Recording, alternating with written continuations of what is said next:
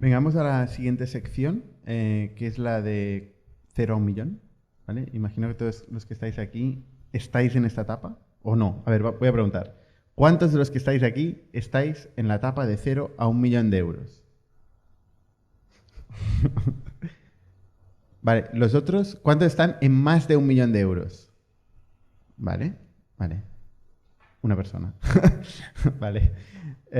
Y los otros, pues no sé en qué etapa estáis. Me imagino que estáis planteando empezar.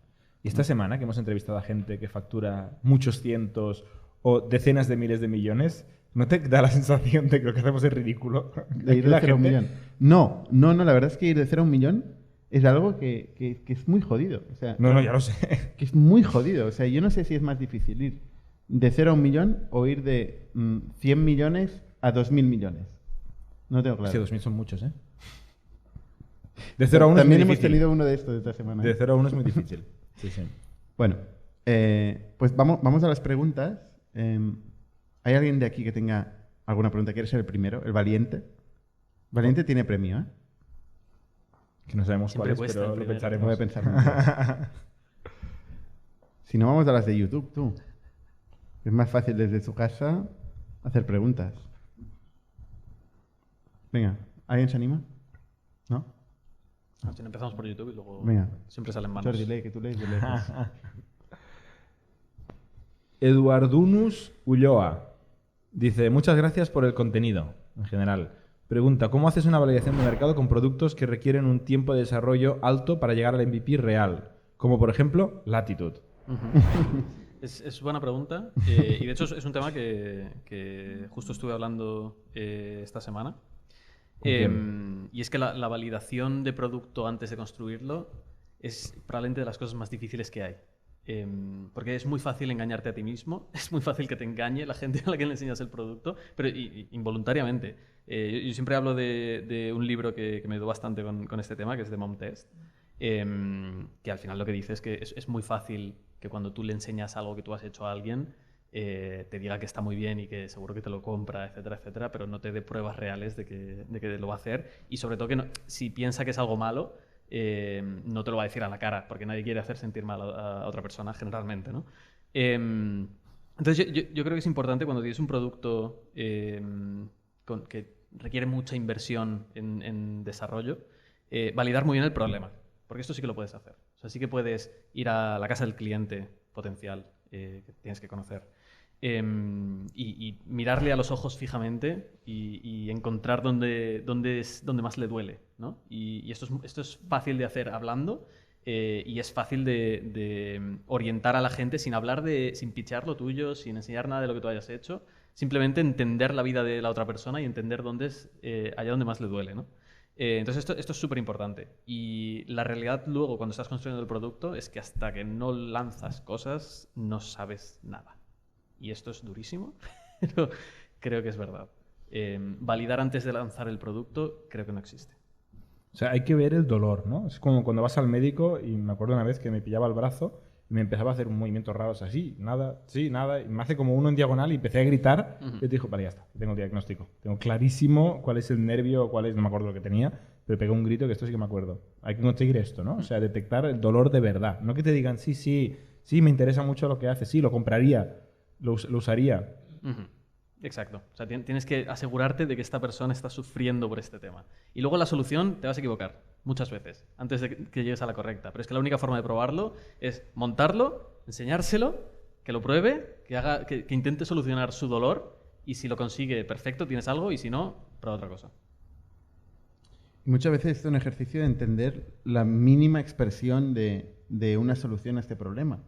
Porque tú puedes ver un problema, pero esto no significa que lo vayas a solucionar. O sea, hay muchos problemas y que tenga sentido solucionarlo. O sea, que haya un problema no significa que haya que solucionarlo. ¿Vale? Es un tema, porque si la gente no paga por él o no eres capaz de construir la solución diferencial, pues no hace falta, ¿no?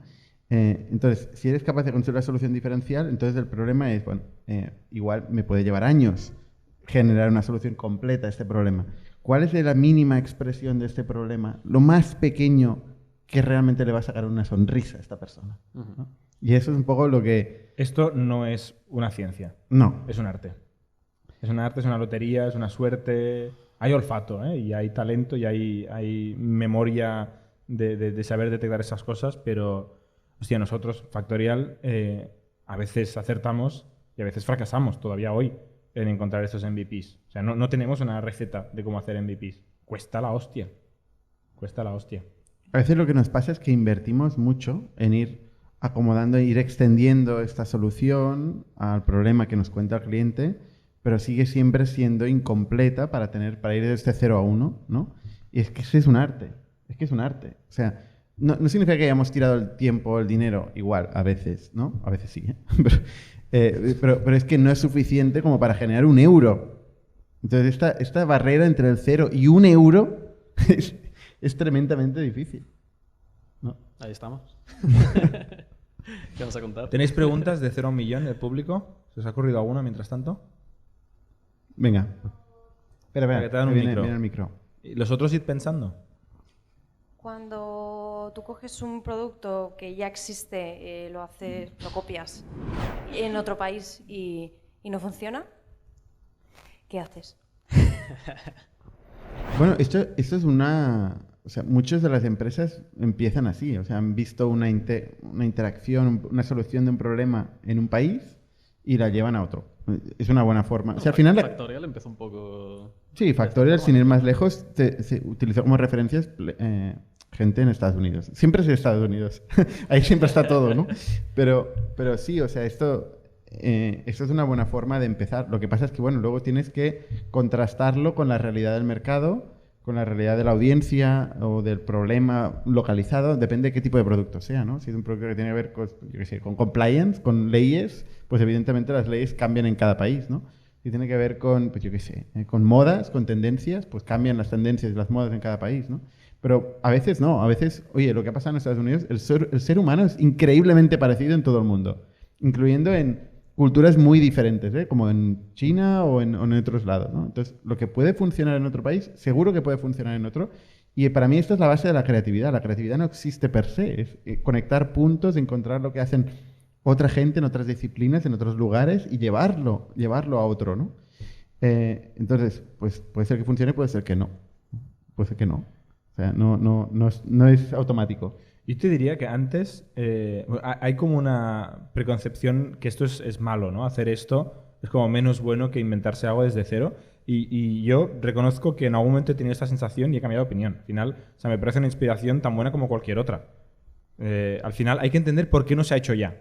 Si algo está funcionando muy bien en Reino Unido y no se ha hecho en España, Francia, Italia, Portugal, hay que entender por qué ha sido, ¿sabes? Pero me parece una inspiración perfecta como cualquier otra y la verdad es que se han hecho grandísimos negocios transportando geográficamente cosas que no aplican. Hay algunas, como el software, donde a veces hay menos fronteras, con lo cual cuidado ¿qué ganas tú haciéndolo desde aquí? Pero hay negocios, por ejemplo, donde el mundo real, ¿no? Lo físico, es muy importante, el import-export, la logística, el traslado, que es una barrera de entrada brutal. Si alguien lo está haciendo en China o en Estados Unidos o en Latinoamérica, no es trivial exportarlo a Europa. Con lo cual, si vas rápido y ejecutas bien, hay oportunidad para hacer esto en Europa.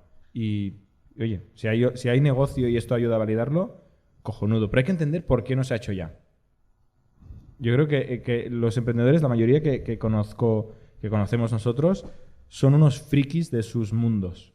Y no lo eran, pero se lo hacen. O sea, al final hay que conocer todos los intentos, por qué han ido, por qué no han ido, qué personalidades tienen los fundadores, qué particularidades tienen, pues la historia del fundraising, del producto. Hay que entender esto. Y luego no hay ciencia cierta, tienes que tener una opinión tú de cuál es tu conclusión. Pero es un insight súper potente. Vale. ¿Más preguntas? Venga, ahí hay una.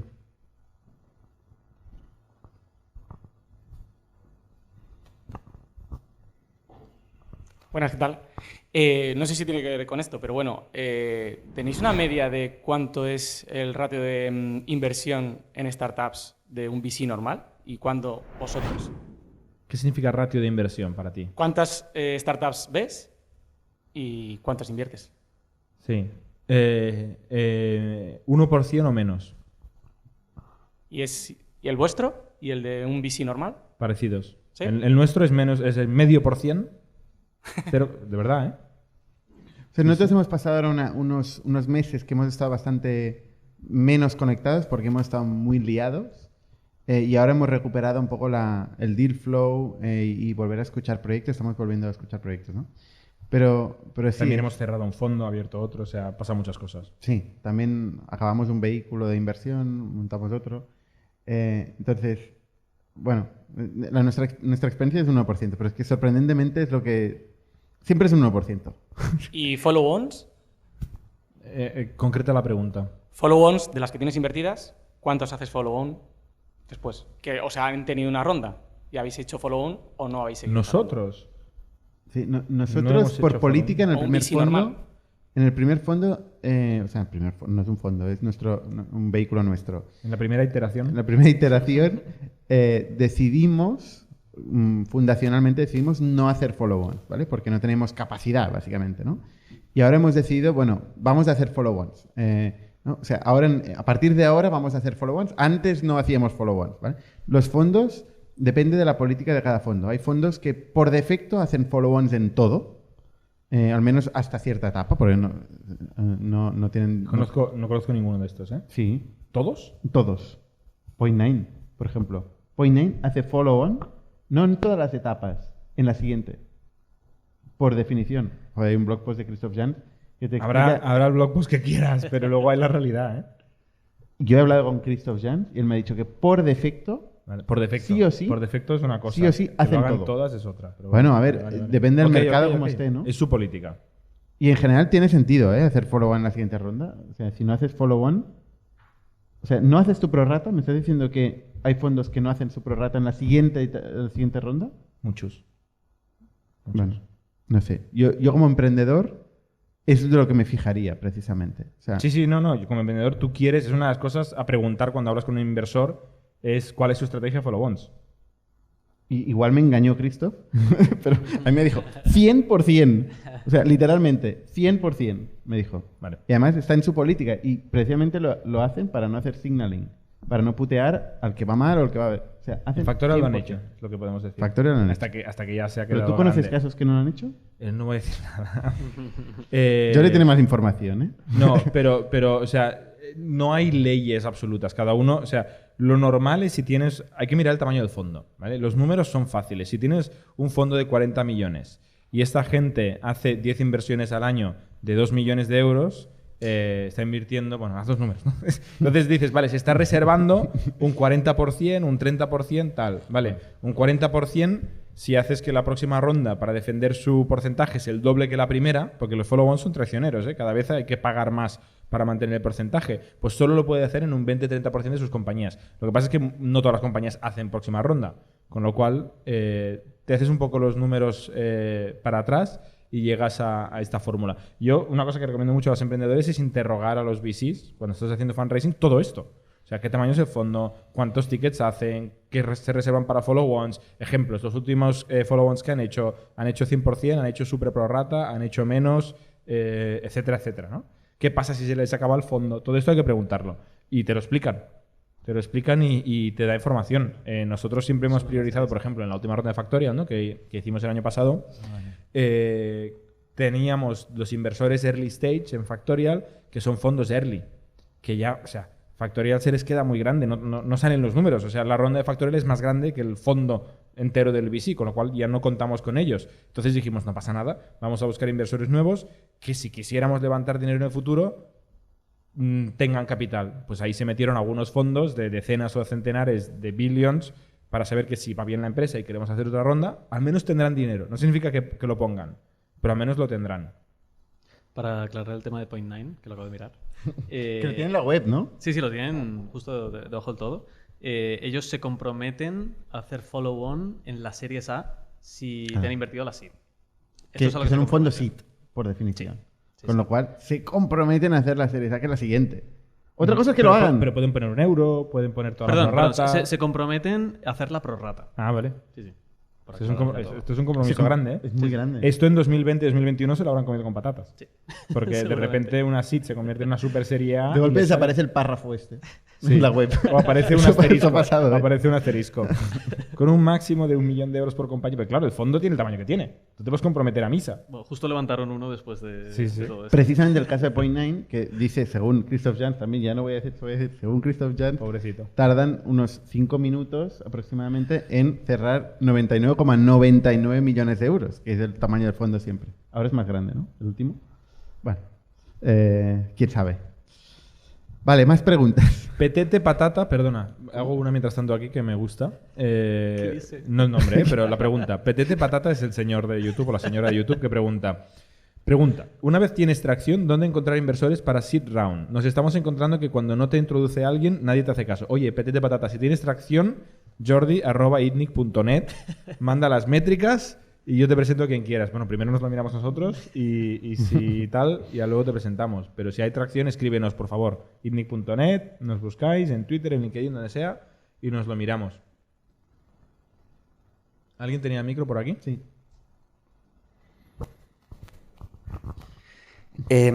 A nivel organizativo, pregunto por Factorial, por vuestra experiencia, ¿cuál fue el momento en que la cosa se pone seria? Es decir, al principio imagino que hacéis todos de todo, pero cuando escaláis, cuando empezáis a estructurar, ¿qué errores cometisteis? O sea, ¿cómo fue esa transición?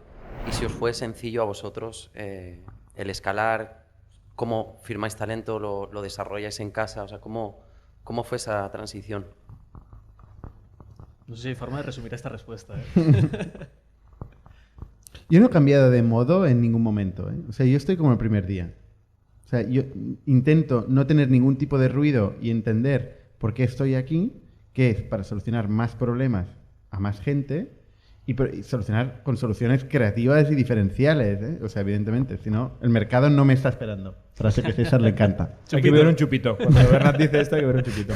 Con lo cual, oye, hay que pensar soluciones creativas para solucionar más problemas a más gente. Entonces, esto era mi primer día cuando estábamos aquí, pues los que estamos aquí más Pau, y sigue siendo, a día de hoy, la única preocupación que tengo. Lo que pasa es que sí que es verdad que ahora me sorprendo más cuando veo que en Factorial, en la empresa que yo empecé, pues de golpe hay gente que no está haciendo esto, ¿no? O que está haciendo tiene todo tipo de problemas de cualquier índole, ¿eh? No sé, burocráticos, se queda encallada en procesos que alguien ha montado hace tiempo y que igual ya no tienen sentido, pero siguen ahí encallados. O sea, estas cosas sí que me preocupan.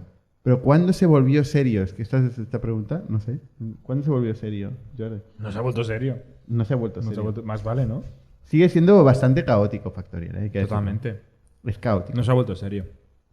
Y el caos para mí es el sitio donde se genera valor, ¿eh? La O sea, creatividad, las donde se genera ideas. creatividad. Totalmente. Sí. O sea, si hay demasiado proceso, Crecer es caótico.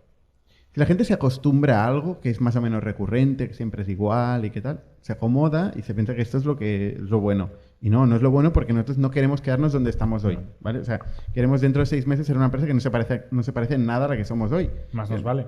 Tenemos que haber tener doblado al menos. miles en y 6 miles meses. de clientes nuevos, tenemos que tener Sí, sí.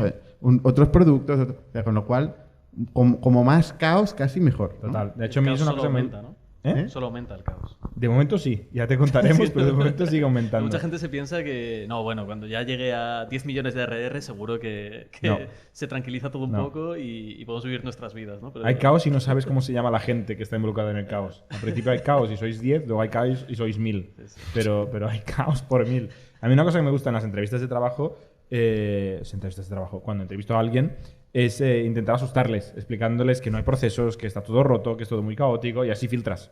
Porque si te viene alguien que luego se va a empezar a preocupar y te va a empezar a pedir los protocolos, se va a morir, ¿no? Y se va a agobiar y se va a ir. Entonces mejor filtrar directamente en la entrevista y explicar que está todo muy roto y que es todo muy caótico y que no se ha puesto serio. El producto no está roto, ¿eh? Funciona, todo va No, bien. yo digo la organización. La organización. Sí, o sea, vamos experimentando con la organización, con los procesos y tal, ¿no? Pero intentando siempre entregar la mejor solución al cliente, que eso es la razón por la que estamos aquí. Cosas que se ponen serias, pues lo menos divertido, ¿no? Pues las finanzas, lo legal, el compliance, ahí vas la seguridad, ¿no? Todo esto que acabo de comentar ahora, Sí, los mira, primeros esto- años no existía en Esto, Factorial. mira, ahí hay una diferencia. Ahora tenemos un equipo de security, tenemos un equipo de legal y tenemos un equipo de finanzas grande. ¿Vale? O sea, esto se ha puesto serio, pero esto es un porcentaje pequeño de Factorial. El Factorial en general sigue siendo caótico y sigue siendo poco serio. Tener que cambiar tu contraseña cada 2 meses con símbolos y con tal, todo diferente. No sé. Con lo bien que está poner Bernat 1, 2, 3. Protocolos de todo tipo de seguridad. Eso sí que toca un poco las narices, pero bueno, Pero hay que hacerlo. hay que hacerlo, seguramente. Seguramente dice. No, y lo hacemos, ¿eh? Venga, mientras pensáis más preguntas. Hostia, otra vez. Eduardunus Ulloa dice: ¿por qué no hacéis una comunidad de Discord de ITNIC para poder hablar con otros emprendedores, networking de actualidad, etcétera, etcétera? Oye, te salta a mí gente preguntando cosas de por medio, ¿eh? Sí. Bueno, ¿no quieres que pregunte yo o quieres preguntar tú? No, venga, pero siempre ¿Por qué no estamos hacéis el una mismo. comunidad de Discord? ¿Por qué no hacemos una comunidad de Discord en ITNIC? No, ni idea. Ni idea. ¿Alguien lo sabe? ¿Vosotros sabéis por qué no hacemos una comunidad de Discord en ITNIC? Podemos hacerlo. ¿No? Oye, Eduardunus, si te ofreces de moderador, nos lo pensamos. Hubo, pero ni idea. ¿Hubo de Discord? Creo que sí. A mí no me suena. ¿Cuál es vuestro episodio favorito de podcast? Esta pregunta la he visto y la estaba pensando. DNI nos pregunta esto. DNI. Ostras, cada vez que pienso este es el podcast, hacemos uno que lo supera. Llevamos unos Que llevamos chulos, unos últimamente. muy buenos que no Sí. podemos decir cuáles son, porque vienen las siguientes 2 semanas, ¿vale? Bueno, uno que fue el de Vueling. El de Vueling. Potente, que salió a final de año. Y la verdad es que, bueno, salimos tú y yo en plan, joder, hemos aprendido un montón hoy. Sí. Mi favorito es de Tarrasa, Silicon Valley, sin pasar por la universidad. Este es Marcos Medina, ¿no? Que es un colega. Tenemos el Pablo de Clickars. Yo había pensado de los últimos que he escuchado yo, este es el que más me impresionó. Porque no solo la historia de la startup, que muchas que explicamos impresionan, pues que además luego su vida y las piscinas y los tiburones y tal, ya dices, bueno, cierras el portátil y así no se puede, ¿no? Con esta gente no se puede hacer nada. Y la verdad es que me quedé muy impresionado con Pablo Hernández, creo que se llama, ¿no? De Clickars. Sí. Historias no de fracaso, pero de hostias importantes, como el caso de Spotahome. Creo que con Artacho, creo que es muy bueno. O sea, me gustó mucho. Yaisa Canosa también me gustó. La energía de GrowPro. Ya, pero hay que decir el También, favorito, joder, no vale. puedes decirlos todos. Bueno, sí, no sé. Me quedaría igual con el de Vale. Alex Cruz de Vueling. Ahí aprendí mucho. Y con los que saldrán en breve tienen potencial de ser top. También. José Luis Rico pregunta: ¿qué opináis de las aceleradoras de startups que hay en ciertas universidades de España? Un saludo. ¿Opináis algo? No tengo ni idea. Yo no conozco ninguna. ¿Aceleradores de startups en España? En universidades de España. No sé, ni idea. A priori parece que está bien que existan. Parece un Más- poco más allá de eso no sé nada. oxímoron. O sea, aceleradora de startups y universidad. ¿Por qué? No es el sitio donde se aceleran startups. Una universidad en sí no Bueno, es el pero- paradigma del negocio, desde mi punto de vista. No, pero Ahí sí puede haber que- talento, pero... Sí, el talento, la pasión. Antes decíamos la que energía. Juan Roche había estudiado en ESADE, ¿no? Por ejemplo. ¿Sí? Sí, pero le sirvió para conocer a su mujer. Bueno, y quizá para algo No más. para montar Quizá la para empresa. algo más, no lo sé. Que no es poco, ¿eh? O sea, conocer a tu mujer en la universidad es relevante. Vale. Cristian pregunta: ¿tenéis preguntas aquí? Levantad manos. Mira. Venga, Uy. hay dos. Un montón. Uy, Tenéis prioridad, ¿eh? Si tenéis preguntas, Claro, levantad claro. la mano. Y si alguien quiere interactuar con la pregunta, también, ¿eh? Vale, yo tengo una, chicos, que es por qué una empresa elige diferente al año natural. Espera, Se ha cortado la palabra Sí. clave, ¿no? Sí, decía por qué una empresa elige establecer un fiscal year diferente al año natural. Vale, sí. O sea, es un concepto que no todo el mundo conoce, pero las empresas tienen su calendario. El año natural empieza en enero y acaba en diciembre, y luego hay empresas que tienen un año fiscal que, por defecto, si no dices nada, empieza en enero y acaba en diciembre, pero tú puedes tenerlo diferente. Yo conozco varios casos donde lo hacen para acercarse a su seasonality, a su temporalidad. O sea, si durante el año hay meses más fuertes, más flojos, meses que quieren comparar mejor trimestre a trimestre, pues cambian el inicio de año para eliminar que les distorsione la diferencia entre quarters, el seasonality que tiene su empresa, ¿no? En Factorial lo hemos llegado a plantear porque antes, por ejemplo, teníamos un agosto muy flojo y luego un diciembre muy fuerte y nos tocaba un poco las narices hacer el cierre de año en Nochevieja, que estamos vendiendo a saco y ahí hay que acabar el año, ¿no? Y decir, oye, danos un mes más, que en enero, pues a final de enero estaremos más tranquilos que a final de diciembre y no estará todo el mundo con sus familias en el extranjero y tal, y hacemos el cierre de año ya. No lo hemos hecho, pero hay un punto de vista de seasonality y luego un punto de vista de administración, ¿no? Del momento bueno para hacer los cierres fiscales de la empresa. Sí, también es un tema, es un constructo social este tipo de cosas, ¿no? ¿Qué es una sociedad? ¿Qué es una empresa? ¿Qué es un año fiscal? ¿Qué es un año? ¿Qué es un año? Filosóficos, ¿no? O sea, al final todo lo puedes deshacer y hacer, pero te sirve tener un año fiscal natural, desde mi punto de vista, para comunicarte con otros seres humanos que tienen otros años fiscales parecidos, ¿no? Entonces, por eso no lo hemos cambiado. Yo he oído memes y bromas de gente que dice que cuando tiene un momento muy jodido, ahí hacen el cambio de año fiscal y tienen un quarter de 4 meses. Y entonces salvan un quarter porque tienen un mes gratis, pero luego se lo comen con patatas, obviamente. Y lo peor es que esto hay gente que lo hace. Y por último, hay updates de Camalún. ¿Hay qué? Updates de Camalún. Joder, qué pesados sois todos con los de Camalún, ¿eh? Cada semana explico que no podemos hablar de eso, ¿no? No hay updates, no hay updates. No hay updates. Gracias. Venga.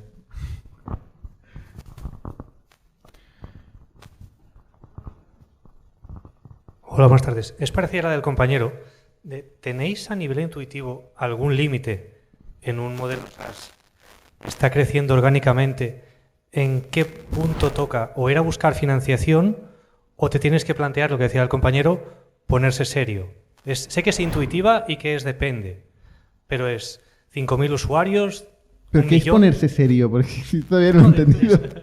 De pasar de un modelo de gestión orgánico no estructurado, sin un Confluence loco, ¿sabes? De este escenario que dices de cambiar las contraseñas, siempre hay la tentación a no estamos bien organizados, o hay que organizarse más, hay que ir a buscar capital, habrá que estar mejor.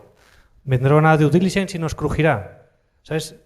¿Hasta qué punto con una estructura orgánica se puede llegar muy lejos? Sería... Bueno, si lo dices por usuarios, WhatsApp creo que tenía 39 empleados con no sé cuántos centenares de millones de usuarios, con lo cual, o sea, se puede llegar muy lejos con muy poca estructura y muy poco orden en cuanto a usuarios. Y en cuanto a ingresos, no me sé los números, pero MailChimp es MailChimp, ¿no? La que estuvo bootstrapped hasta cientos de millones de dólares. Calendly también ha llegado bastante lejos con un equipo súper pequeñito. O sea, no hace falta poner orden ni levantar dinero, a no ser que haga falta, ¿no? Diría yo, no sé. O sea, poner orden a nivel financiero y legal sí, ¿eh? Pero crear procesos o levantar capital no hace falta, a no ser que haga falta. No sé cómo lo veis vosotros. Bueno, cuando te duele muchísimo es cuando tienes que hacerlo, ¿no? Yo creo que el capital atonta. Atonta. O sea, atonta y miedo. ¿Y da miedo? Bueno, no sé, da miedo. ¿Pero atonta? Bueno, da miedo en el sentido, yo creo que lo que yo entiendo es que te sube el nivel. O sea, solo puedes, o sea, la definición de éxito está muy lejos. Si tú tienes cero capital, y lo hemos hablado varias veces, tienes un negocio que factura 2 millones, y si es software puedes hacer un negocio que facture 2 millones y genere 1 millón de EBITDA al año y de cash flow. Esto en software es muy factible, es difícil, es muy difícil, pero es factible. Este es un negocio de puta madre para cualquier persona del planeta. Si levantas financiación, esto es un negocio terrible. Entonces sí, en ese sentido, la financiación te aleja, porque no te vale con esto. Tienes que hacer un negocio que facture 800 millones y genere 200 de EBITDA o de cash flow al año, que es obviamente mucho más difícil. Con lo cual, al final, ya no es un tema de cuál es la señal, es un tema casi filosófico. De decir, oye, ¿dónde quiero llegar? ¿Por qué he montado esto? ¿Qué tipo de empresa quiero tener? Yo creo que esas son las preguntas que se hace uno mismo, ¿no? ¿Quiero hacerlo solo o quiero compartirlo con terceros y quiero reunirme cada 3 meses y explicarles lo que voy haciendo y que ellos opinen? Pues hay gente que no quiere eso. Pues si vas a levantar capital, obviamente vas a tener compañeros de viaje, ¿no? Entonces, si te encaja más o menos una ambición muy grande en cuanto a foto final, y no tanto en rentabilidad, sino en foto final, de tamaño, de tal, dices, vale, y no te importa compartir el viaje y tal, pues entonces es un escenario para ir a buscar capital. Entonces, para ir a buscar capital tienes que plantearte que no es solo cuando tú quieras, sino es cuando mejor le parezcas a terceros, que normalmente es lo contrario de cuando tú quieres. Y eso es lo que no es obvio. O sea, cuando mejor estás y dices, no necesito capital, es el momento para ir a buscar capital. Por eso es importante hacer esta reflexión filosófica de qué tipo de empresa quieres. Porque por defecto no irías a buscar capital en el mejor momento para ir a buscar capital. Sin embargo, cuando estás ahí sin caja, que te estás ahí tiritando, ¿qué tal? Entonces dices, ¡hostia, necesito capital! Mal momento. ¿Vale? Por eso hay que tener un poco de perspectiva, que es lo más difícil en esta vida, tener perspectiva a largo plazo para poder tomar ese tipo de decisiones. Mira, más preguntas. Espera. O tener claro que tu proyecto se puede mantener con los founders, aunque no sea un crecimiento muy elevado, pero digamos que si no tienes, no levantas ronda y pues bueno, que se pueda mantener contigo, que eres gratis, ¿no? O sea, con los founders que de alguna manera pues no cobran. Que es el caso de nuestros amigos de Streamloots, que estuvieron hace 3 podcasts, que se han acabado quedando los founders, ¿no? Porque en el momento de la pandemia, el año pasado, no levantaron capital, no consiguieron que nadie invirtiera y tomaron la decisión de echar a todo el mundo y quedarse los founders. Y funciona, y siguen creciendo, ¿vale? Pues pueden hacer esto. No todo el mundo puede hacerlo, desafortunadamente, ¿no? Pero sí. Venga, más preguntas. Había otra, ¿no? ¿No? ¿Preguntas? Pues venga. O vamos a una última pregunta de YouTube o vamos a la siguiente. Venga, Sanamente Loco dice, culturalmente, ¿cuáles... Me trolean con los nombres de los usuarios. Yo los leo tal cual. Culturalmente, ¿cuáles creéis que son las diferencias entre los ecosistemas startup de... Barcelona, Alemania, que es la única que no es una ciudad, Londres y San Francisco? Gracias. Culturalmente, diferencias. Pero tú lo tienes más claro esto. Bueno, no sé, pero no quiero hablar solo yo. Habla. Decid algo. A ver, es que contestando a esta pregunta corres el riesgo de generalizar demasiado. Porque hablar de si la hacemos cultura... esto, César, es otro trabajo. No, que ya, realizar. pero la cultura de Alemania, ¿sabes? Ya, sí, Vamos a decir Berlín, que es donde hay el hub de startups, digamos, más grande de Alemania. Ya. A ver, no sé si contesta la pregunta culturalmente, pero sí que a nivel de capital es una cosa muy distinta. O sea, y nosotros que fuimos a Europa no llegamos a cruzar el charco para buscar capital, pero sí que las conversaciones son muy, muy, muy distintas en cuanto a los volúmenes que manejan en las rondas que hacen. ¿Quién? ¿De quién hablas ahora? Londres y Berlín, sobre todo, comparado con España. Londres, Berlín, Barcelona. Sí.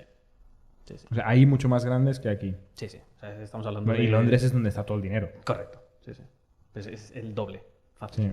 Sí, es que lo del culturalmente es difícil. Yo lo que creo es que cada ciudad tiene como una fortaleza, ¿no? Y, por ejemplo, en Londres hay dinero.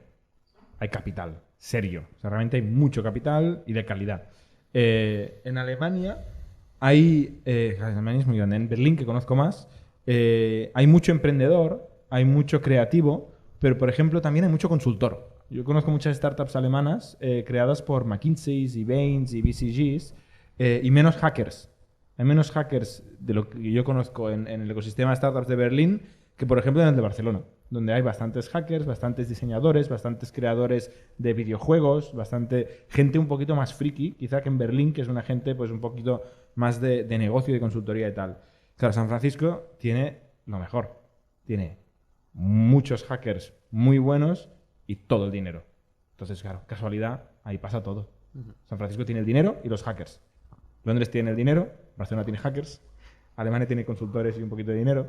Generalizando muchísimo, pero esta es mi lectura, no, pero es verdad, y ya lo fundamento en haber ido muchas veces y conocer mucha gente ahí y haber pasado tiempo ahí. Que mis interacciones han sido similares. Sí. Muy bien. Somos un ecosistema de startups tech de Barcelona, creadores de Camalún, Kipu y Factorial, entre otras. Ofrecemos más de 5.000 metros cuadrados de coworking a startups y organizamos eventos diarios para discutir negocio y tecnología hasta la saciedad. Desde ITNIC Fund invertimos en equipos con capacidad de construir grandes productos y negocios. ¡Te esperamos!